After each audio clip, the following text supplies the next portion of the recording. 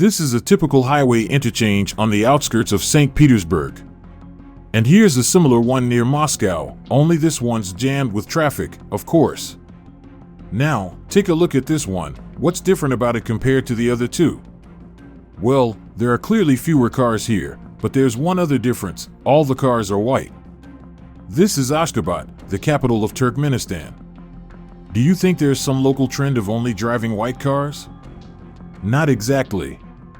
It's not the drivers who have a passion for white, it's the country's president, who's so fond of the color that he ordered all car owners to repaint their vehicles. Police soon began rounding up and towing dark-colored cars, leading to a shortage of white paint in the country. Today's video will dive into this and other fairy tale decisions of the rather unfairy tale president of this country. After the breakup of the Soviet Union, its former republics took various paths. Some quickly embraced democracy, others are still on that journey, and some are just starting. Meanwhile, certain countries continue to hold onto authoritarian models. Turkmenistan, however, is the only post-Soviet state where the political regime not only stayed the same but even became more oppressive. In terms of freedoms, it now stands alongside North Korea and some African dictatorships. How did things end up this way, and where did the country go off track? They say that all problems come from childhood, and maybe it was the difficult early life of Turkmenistan's first president, Saparmurat Niyazov, that led him to take it out on the whole country. During World War II, he lost his father, and in 1948, his mother and brothers were killed in an earthquake. 8-year-old Niyazov was sent to an orphanage in the town of Kizlarvit in southern Turkmenistan. No one could have guessed then that this orphan would become the head of all Turkmen people 45 years later, the eternal great Turkmenbashi. Niyazov's career was quite ordinary. He studied at a polytechnic institute, worked as a foreman at a power plant, then entered the party ranks, slowly climbing the bureaucratic ladder to first secretary and head of the Council of Ministers. A standard biography for any high-ranking Soviet official. Turkmenistan wasn't very different from other Soviet republics, and Niyazov didn't stand out from other top officials. Nothing seemed to foreshadow the troubles to come. However, when the sovereignty parade began and Turkmenistan became independent for the first time in its history, Niyazov saw his moment to shine. Even before the Soviet Union fell, he had learned the trick to winning elections: just make sure they're uncontested. So on October 27, 1990, with 98.4% of the vote, the only candidate for president of what was still the Turkmen SSR was elected, Saparmurat Niyazov. A year and a half later, now in an independent country, he decided to secure this success by getting re-elected on June 21, 1992, with 99.5% of the vote. There were no other candidates for this role, so voters didn't have to worry about who to vote for, Turkmen-style care. From that point, even the pretense of elections was dropped. Niyazov's term was simply extended for another term until 2002, and then there was a proposal to make him president for life. Staying in power for decades is not unusual in the former Soviet Union. In fact, it's more like a norm. Who would be surprised? But while most other post-Soviet leaders appeared as somewhat sensible democratic figures, Niyazov threw caution to the wind almost immediately. In 1993, a year after the election, he was declared head of all Turkmens worldwide. Later, the title was modified to Great Turkmenbashi. The following year, he almost declared himself Shah. Even this wasn't enough for Niyazov. That same year, he renamed the city of Krasnovodsk and the Krasnovodsk Bay in the Caspian Sea after himself, as well as the highest mountain peak in Turkmenistan. Naturally, many streets were also named after Turkmenbashi and his relatives, while others were simply numbered to avoid competition. He even had a vodka and cologne named after him, but for some reason, not toilet paper. Niyazov really enjoyed the theme of renaming. After finishing with cities and natural landmarks, he turned to the calendar and gave new names to all the months and days of the week. January became known as Turkmenbashi, and he named April after his mother. Everyone would love a son like that. By the way, he also renamed bread in honor of his mother. Even the horse named after Turkmenbashi didn't miss out. Nothing was named after it, but its image was placed right on the coat of arms of Turkmenistan. September received an interesting name. It's now the month of Runama. What does that word mean? Runama is the main book of the Turkmen people, a guidebook. It summarizes the historical achievements of the Turkmen, discusses their mindset, habits, traditions, customs, desires, and intentions. One part of the book covers the deep past of the people, untouched by scientific scrutiny, while another part looks to the future. One part of the Runama is the sky, the other is the earth. Runama is the soul of the Turkmen, a book about the Turkmen themselves. Now, can you guess who the author is? Niyazov treated his literary masterpiece with all the seriousness of a great classic. He even erected a monument to his book, a man-made one, of course. Runama began to be studied in schools and universities as a separate subject. Officials had to pass exams on it for their certifications, and drivers had to study it to obtain their licenses. People took oaths on the book, and the day it was first published became a national holiday. Niyazov even planned to create an entire university dedicated to Runama. One quote reads, "Only a Turkmen can make a great Turkmen. A Turkmen can only be made a Turkmen by another Turkmen." Saparmurat Niyazov, Runama. In 1998, Saparmurat Niyazov opened the Arch of Neutrality, an 80-meter structure topped with a statue of himself. The golden sculpture of the leader rotated to follow the sun, making a full turn each day, a true Turkmen sunflower. Overall, there were about 14,000 monuments to Turkmenbashi. However, sometimes Niyazov would show a bit of humility and say, "All right, no need to put up more monuments for me."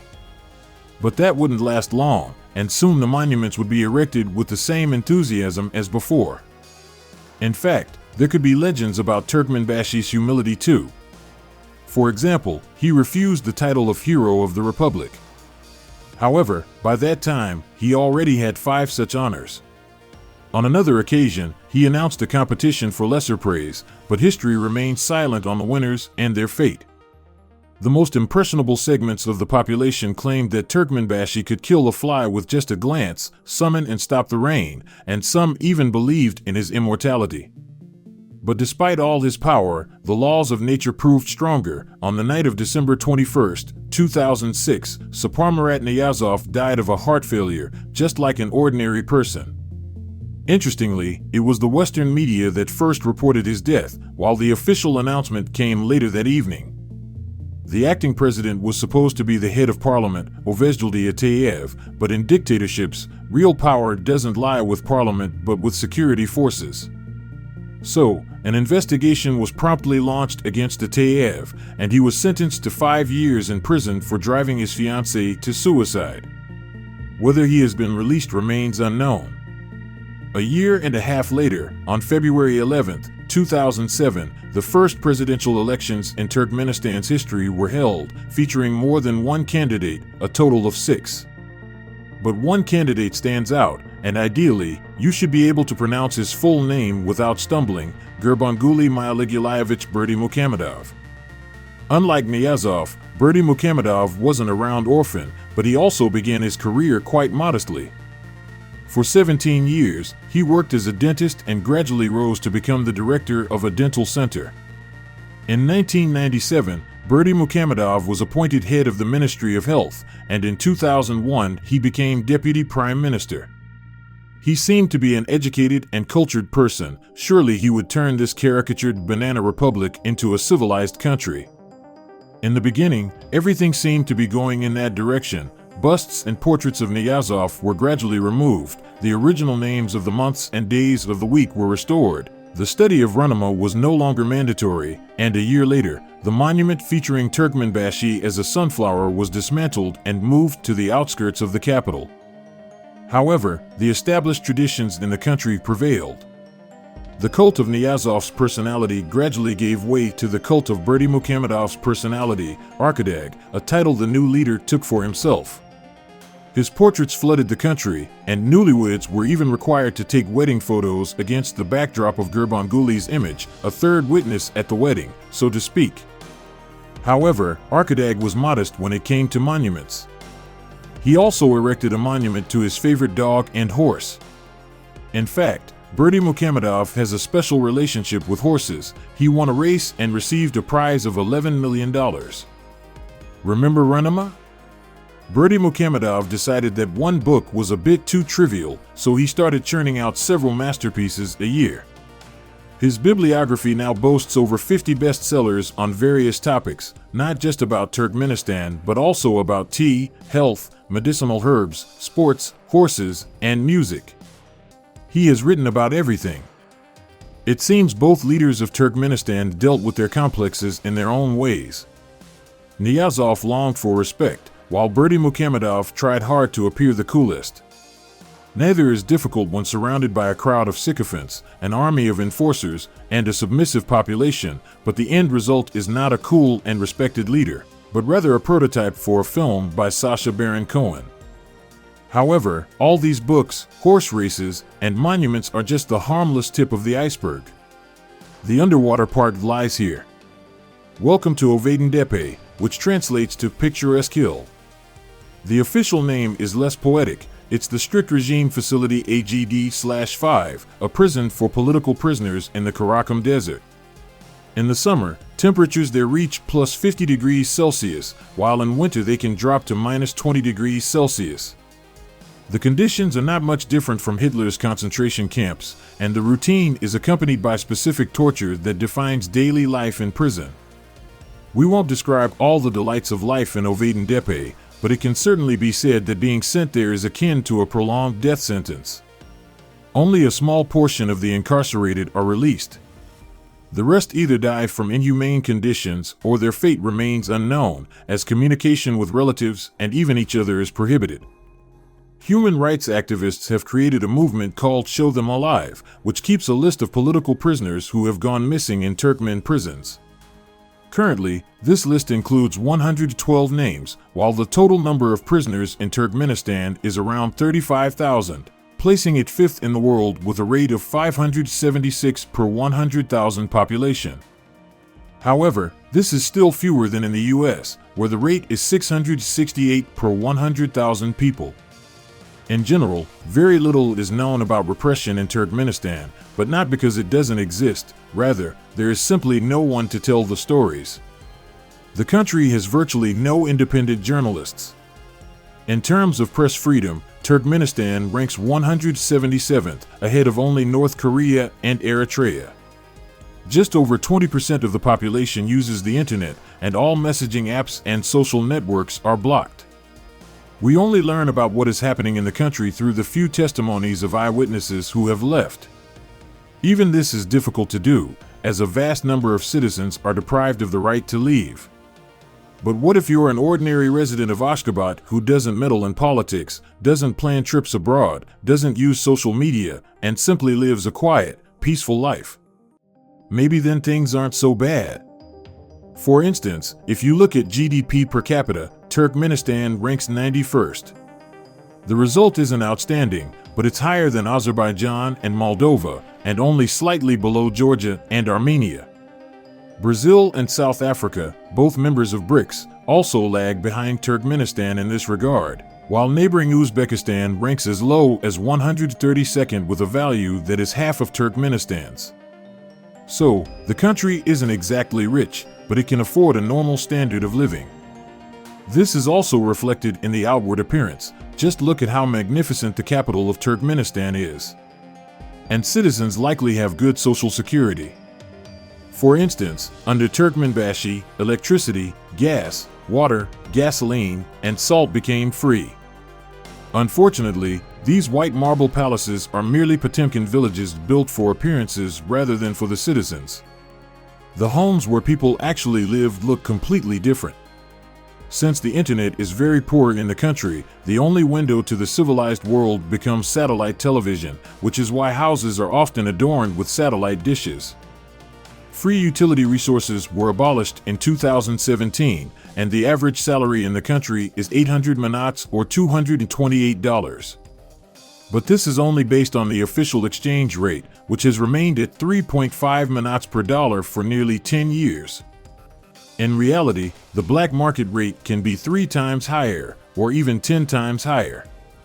So it's safe to say that the real purchasing power of citizens is best divided by 3, and that's on the most optimistic estimate. The poorer segments of the population, unable to afford goods at market prices, have started lining up in the mornings at state stores where products are sold at lower prices. The lines have grown longer, people have started fainting, and the authorities decided it was time to take action, so they simply banned the queues. Now people must submit an application in advance, wait for a call from the seller, and come at a strictly designated time. Problem solved. By the way, the same tried-and-true method was used to defeat the coronavirus in Turkmenistan. It was simply banned, so nobody got COVID. Everything is genius and simple. If there is such poverty in the country, where does the relatively decent GDP figure come from? The reason lies not within the country, but beneath it. Turkmenistan ranks among the top 5 countries for natural gas reserves and is a major supplier. One could say that the Turkmen president simply sells gas and uses the proceeds to build monuments and palaces. Not a life, but a fairy tale. Last year, an entire city named after the president was even opened, Arkadag. It has a street named after his dog and a square with a monument to his horse. The city is beautiful, it's just a shame it's empty. Speaking of gas, in 1971, Soviet geologists discovered an underground cavity where natural gas had accumulated. When they began drilling, the rig collapsed, creating a huge crater. To prevent the gas from escaping, they decided to set it on fire, thinking it would burn out in a few days. But the hole has been burning ever since, even half a century later.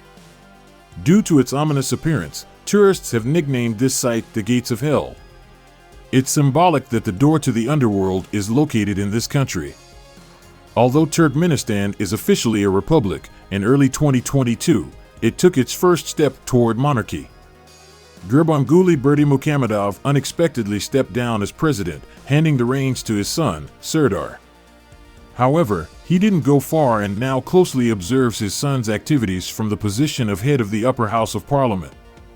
Serdar Berdimuhamedov is 42 years old. He has worked in Moscow and Geneva and received an education there. A young and educated leader could inspire hope that reforms might finally begin. But not so fast. Not only did he not overturn his father's absurd decisions, but he also added some of his own. This time, Turkmen girls have come under fire. They are now banned from using cosmetics, getting manicures, dyeing their hair, and even sitting in the front seat of a car. Overall, it seems the son is following in his father's footsteps, and given his young age for president, he will likely hold his post for a very long time. Therefore, there is no hope for Turkmenistan to transform into a modern, civilized country in the coming years. It will remain a dictatorship of absurdity. If you enjoyed this video, please like it and subscribe to the channel. See you in the next videos.